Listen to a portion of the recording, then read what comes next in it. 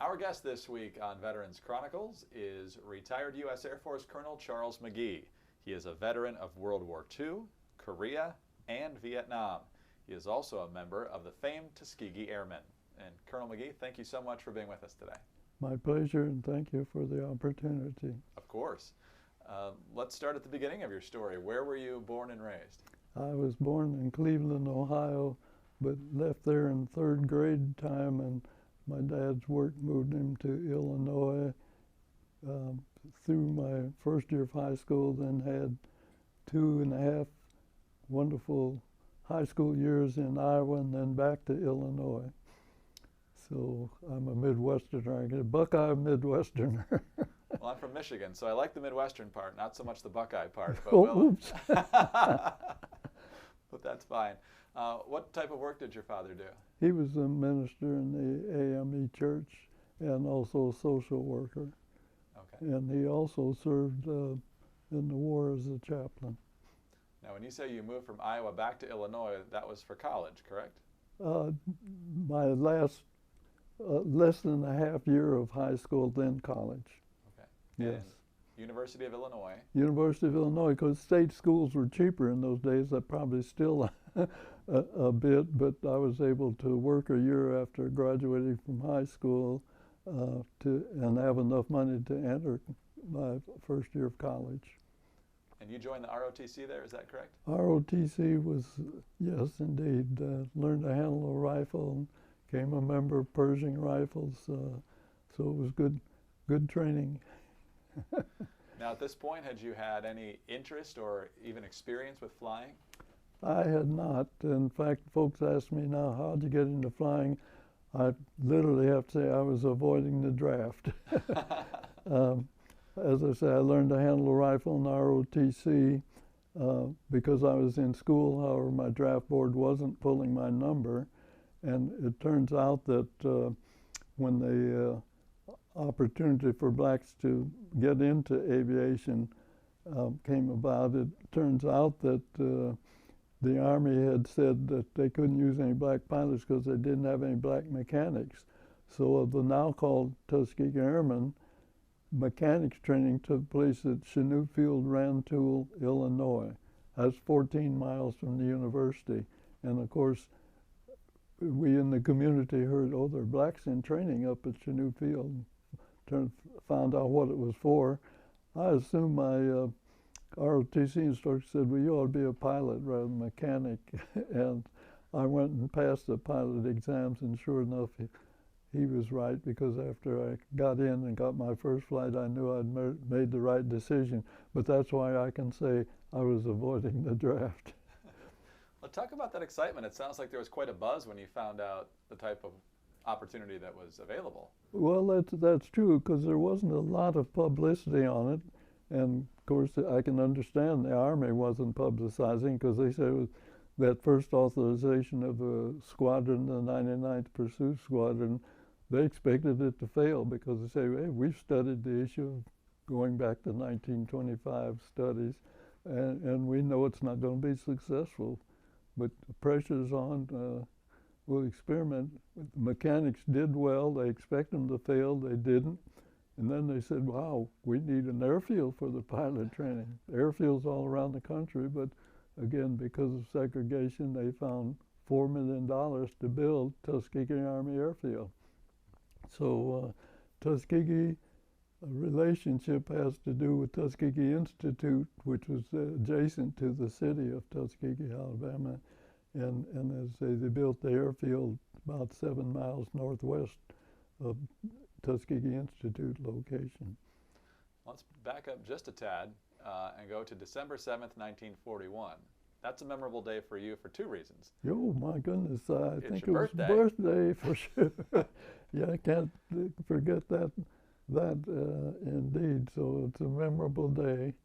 And I can remember at that time, although I was in school, my dad was in Gary, Indiana. I was home for a bit and was with the Glee Club going to a program in South Chicago when it came over the radio with the president announcing the attack on Pearl Harbor. So you're 22 years old. What are you thinking? Oh my goodness. Well, on that date I was 21, um, and certainly, well, the country had come out of 10 years of depression. Although it didn't change segregation, everybody was interested in the jobs that became available in the war buildups and enlistments and all. So there was a focus on what was taking place. Did you feel any sense of, I want to be part of the response to this attack? Well, at that time, and as I look back, I hadn't made a decision where or what, but knew needed to be some part of it somewhere or another. And of course, at that time, completing the education was the focus, and that's why I was in school. But after I had met the standards for getting into flight school, I was called into service. I had just finished two years of college. So when were you called into flight school? That came in October of 1943. I'm sorry, October is when a little bit later.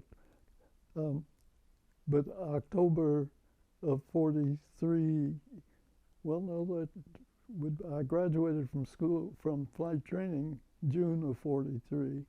So October of 42 would be is when you reported. would be the correct reporting time. Direct into training, and I'm assuming because of my ROTC, I wasn't sent off to a training school first. What was it like when you got to Tuskegee? Well, that was quite an experience to go south. Of course, on the train leaving Illinois, when across the Mason-Dixon line, we had to go to a special car that kept races separated.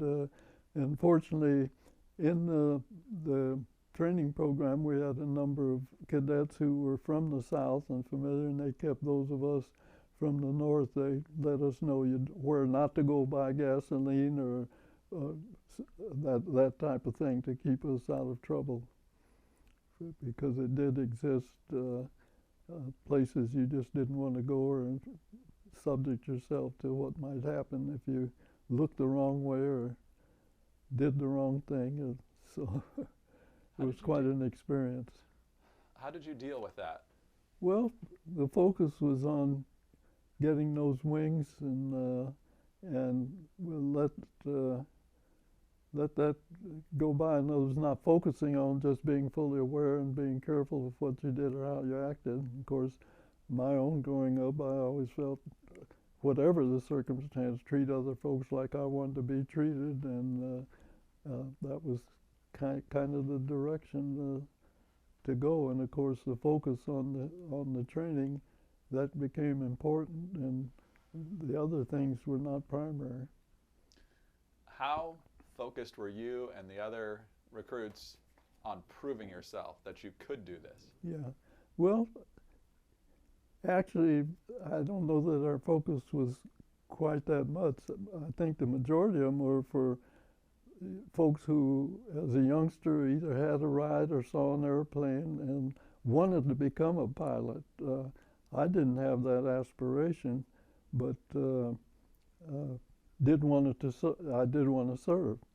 And fortunately, it came out after that first flight. I've always said I knew I made the right decision, because I fell in love with aviation. To be able to go up and loop, roll, and spin, come back and put your feet on the ground. And after looking over the countryside, I don't know what better could replace. It was instantaneous. Exactly. Wow, that's so cool. So cool. We've heard about how difficult and rigorous the training was there. How would you describe it?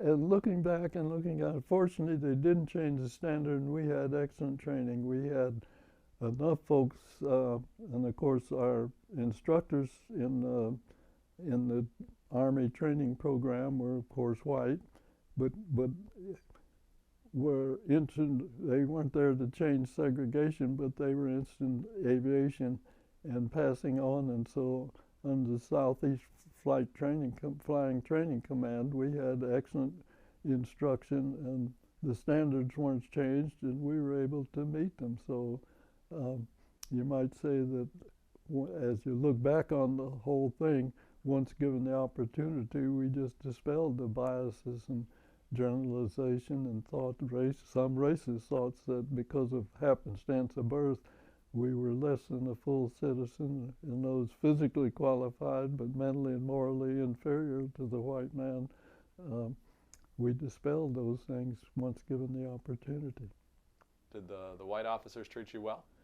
Very well. We had only a few occasions, and more problems came where somebody, when things weren't right, would cuss or use something like that. There were some little things like that, but by and large, none.